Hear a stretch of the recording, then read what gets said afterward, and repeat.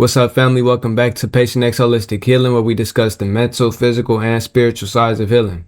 Today's video, we're going to discuss semen retention, right? I'm going to talk about my semen retention journey a little bit. I'm going to give 8 things that I learned and experienced on my semen retention journey over the last few years, right? So without further ado, if you never seen me before, my name is Professor X. I'll be your healing coach and spiritual teacher today. If you like this content and enjoy the video, please like and subscribe, share for your boy. That's how we grow the community and get this content out to people who really need it. If you have anything to add to the conversation, please leave it down in the comment section below, and let's get right into it. Now, the first thing that I learned was that lust is not about sex. You feel me? When people think about lust, the first thing that comes to mind is sex and sexual desires, but that's just what it's most commonly associated with. When we talk about lust, it's about sensation. You know, wanting to feel a sensation that you've previously felt before and are trying to experience again, right? It's that compulsive nature. Now, that being said, when it comes to sensation, we're talking about anything that's stimulating the senses. So this could be, audible. This could be, as far as taste. This could be as far as smells. We fulfill our sensual desires in a lot of different ways throughout the day. And sex is just one of those ones. Sexual gratification is kind of one that stimulates almost all parts of your brain. You feel me? It's not like music, and I'm gonna get into that in a second, because music actually does stimulate almost every part of your brain. But sex will have you accessing parts of your brain and parts of your spirit as well that you have not accessed before, or that you don't usually access on the day to day. And that's why it's so addicting to people. When a lot of people get high, they feel like they're getting closer to God while they're high. And that's what they chase. They chase that sense of being, in oneness, right? And lust is no different. That's why lust is so much of a powerful force in today's society. A lot of people succumb to lust, and it's unfortunate, but it's easily overcomable. A way that I overcame lust was controlling what I let stimulate my senses. So, I stopped wearing fragrances. I stopped, eating certain types of food. I completely switched my diet. I eat plant-based now. I stopped listening to music as well. And that's a big one for me because I'm a musician. I make my own music. So, on my own musical journey, I stopped listening to other people's music just so I could tune in on my own craft and be on my own frequency. But even when I'm not making music like that, like I'm in a period of hiatus right now, I still don't listen to music. I don't do it. And that's just because I used to be the type to walk around with headphones in my ears all day, just getting stimulated and stimulated and stimulated. Like you want to, chill out on the dopamine and anything that's stimulating your senses. I also stopped watching TV for the most part. I maybe have one show, if that I watch every month. You feel me? And once I finish it, it's done. I don't watch hella episodes back to back to back. I just watch one episode, then I get off and go do some other shit. You feel me? It's the compulsive nature of lust. You feel me? People get a show that they like and they just binge. And TV is one of them ones as well that stimulates all parts of your brain. It makes you feel like you're in it. You feel me? Reading a book is one of those as well. But anything that, brings you out of reality in a sense, or brings you out of body, that's going to be something that can trigger lust within you. Now, the second thing I learned was that lust is not bad. Lust is not bad at all. It's actually an inherent aspect of our psychology, of our spirits as well. It's the strength of desire, the passion, the fire. You want to do something, right? But you don't always know how to do it. And that's a big thing when it comes to lust, is mispurposing your energy. As it relates to the last thing that I said about how lust is not about sex, I had to substitute these things that I like to do, that I enjoy. I had to find more natural and productive things that I enjoy that will help fulfill that lustful desire. You feel me? I get on here, I spit game, and I post it to YouTube. That's one of my passions. This was something that I can give that energy to. I make videos on TikTok and Instagram as well. Follow me on TikTok and Instagram. I'll link the link. But, I also exercise every single day. I go to the gym every other day. I'm doing different things that are taking up this lustful energy, right? So I'm not mispurposing it. Transmutation is a big part of overcoming lust. You feel me? You want to repurpose that, like I said. The third thing that I learned, I kind of already said it already, but I'll say it again. I had to redefine for me what lust was. Lust is not about sex. Lust is the urge to experience something that you've previously experienced, whether you only experienced a sliver of it or you experienced it in its entirety. You feel me? You can't lust after something that you haven't experienced, at least to the slightest. To be honest, it oftentimes start with just a sliver, and then people be like, oh, I want more. I want the whole thing. That's lust. You feel me? Lust is different than greed. Greed is when you want something just because you can or just because it exists. It's very different.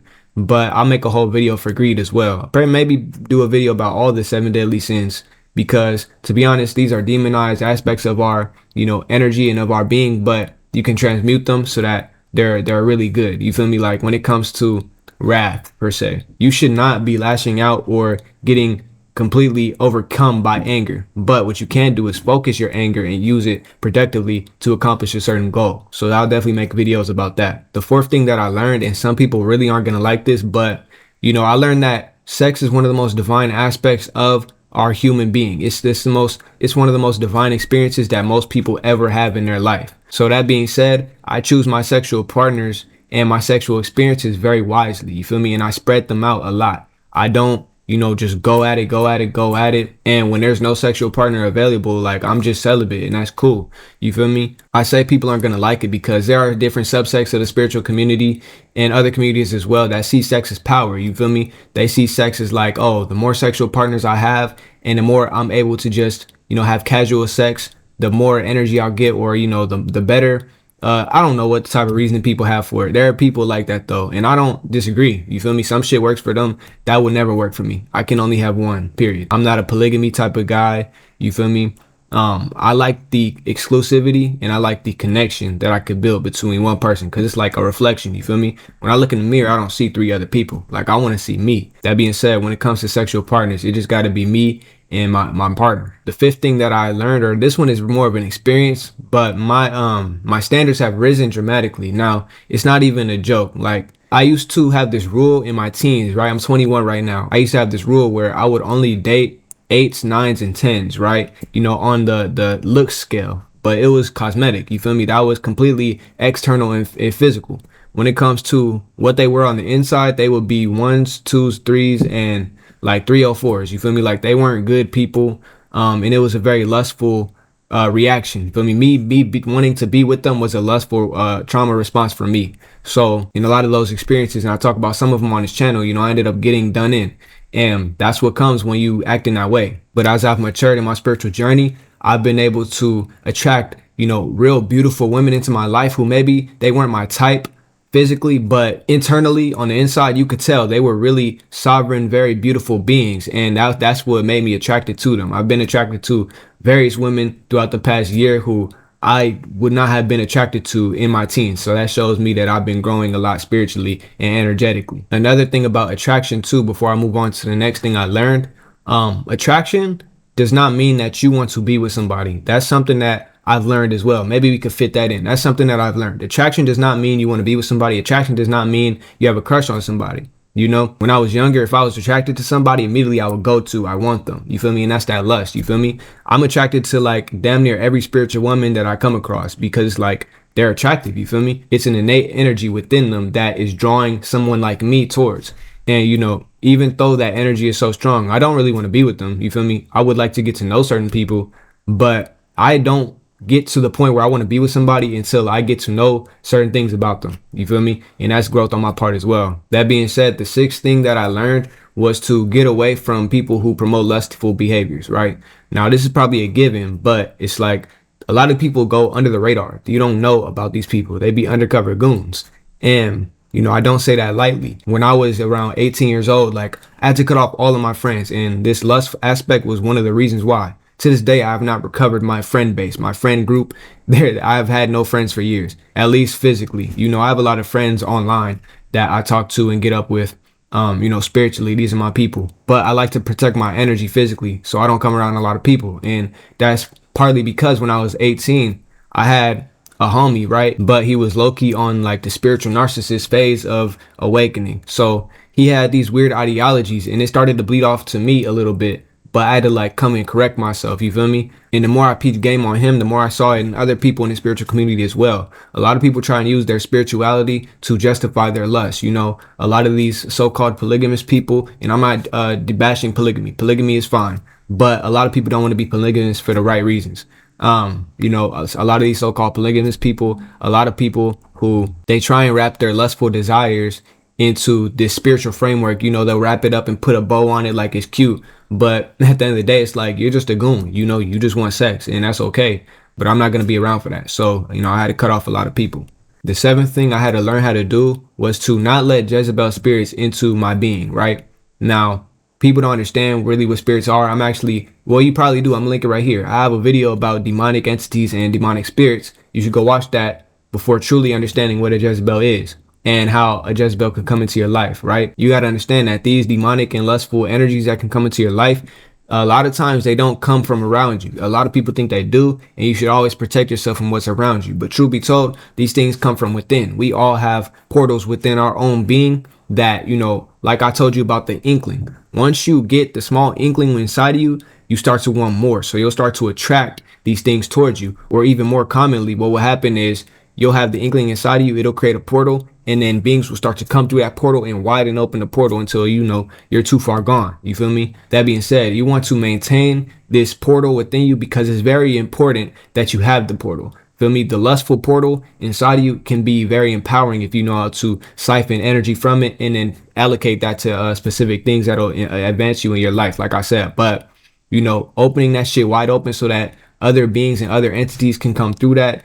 People can just be playing with you and playing with your portal. Like, that's no bueno. You can control this portal by regulating your thoughts and your emotions. You feel me? You don't want to be in a state of longing for a long period of time. It's natural to want things, but extending that shit, no, you gotta want and then go to some other shit. You feel me? When it comes to sexual thoughts, I still get sexual thoughts every day, but I don't linger on them, and it's more like a flash. You feel me? Like, oh, that exists. That's a possibility. Cool. You feel me? And I try my very hardest to not, think sexually about other people. You know what I'm saying? It still happens. I'm not perfect, but the thing I definitely don't let that do is make me be like, damn, I gotta go bust some nuts now. Like, nah.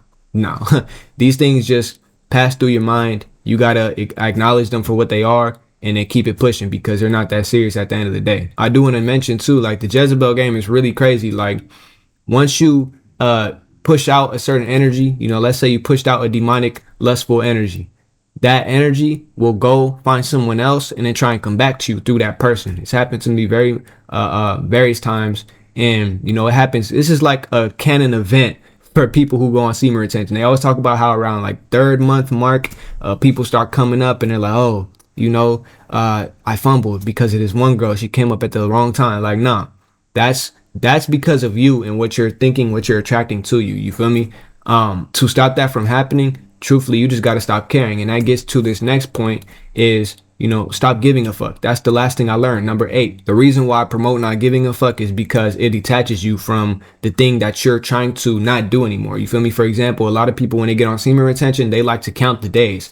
Oh, I'm 4 days, 5 days, 30 days. And I don't do that shit. You feel me? Like, in the title, I'm finna put 8 months because that's where I think I'm at. You feel me? Like, I know what month I started generally. So it's like, I know pretty much where I'm at. But I don't count the days. You feel me? When you're counting the days, you're literally keeping yourself linked to that energy that you're trying to neglect instead of just forgetting about it entirely. You feel me? Like, being on semen retention, to be honest, shouldn't even be this big crazy thing to you. I know at first it could be like a celebration because it's like, we overcame something in our lives. But once you get seasoned, it's like, bro, you don't give a fuck no more. This is regular life. You feel me? You shouldn't even be counting because this is like, you're not counting the days that you haven't been what you used to be. You're just supposed to be experiencing the new life that you were trying to obtain. You feel me? When we're experiencing our new life, we should not be caring about what the old life used to be. Now, when you look at this chain, when I told you you're linked by counting the days, look at it like how if you've been in school or maybe, you did Christmas arts and crafts, they had the little chain link